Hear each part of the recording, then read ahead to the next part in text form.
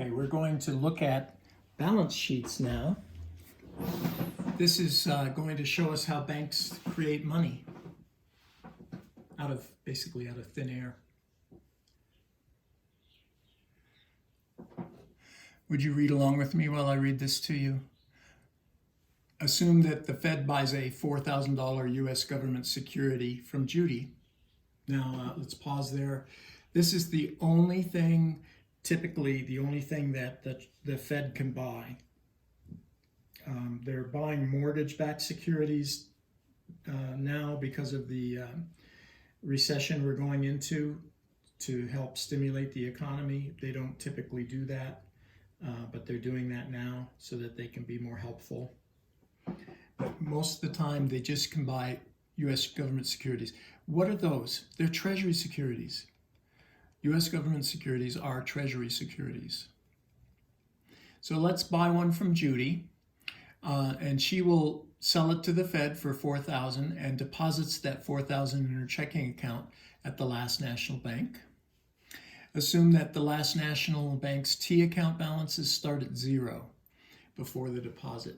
If everything's zero, what that's telling you is that this is a brand new bank. So we're just assuming this is a brand new bank. So we don't have a lot of customers to keep track of. All we'll have is Judy so far. And things will go a lot faster that way. If you have 10,000 customers, we'll be here for 2 weeks just trying to do the first part of this balance sheet. So we're going to assume this is a new bank. The Last National puts 300 of the 4,000 in its vault cash, and the remainder, so that'd be 3,700, they send to the Fed. They deposit it with the Fed.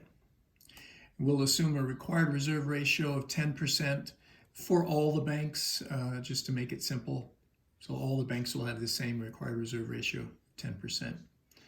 So I'm going to fill in the blanks here. We have the legal reserves, vault cash, deposits at the Fed, required reserves, excess reserves, loans. Loans are zero, haven't made any loans yet. This is a brand new bank. And then over here, we've got Judy's deposit and the total deposits of checking accounts. She's the only customer, so it's the same. So on the right, we've got liabilities, and the left, we have assets. So here's her deposit. And she's the only customer, so that's the total number of demand deposits at the bank, 4,000. We were told in the narrative that 300 was kept in the vault and 3,700 was sent to the Fed.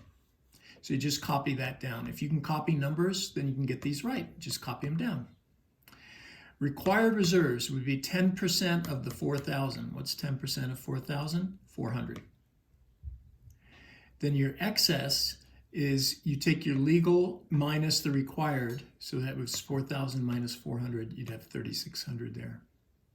Do you see how I've offset some numbers? There's a whole column of numbers here and to the left, and these are to the right, and this to the left, and this to the right.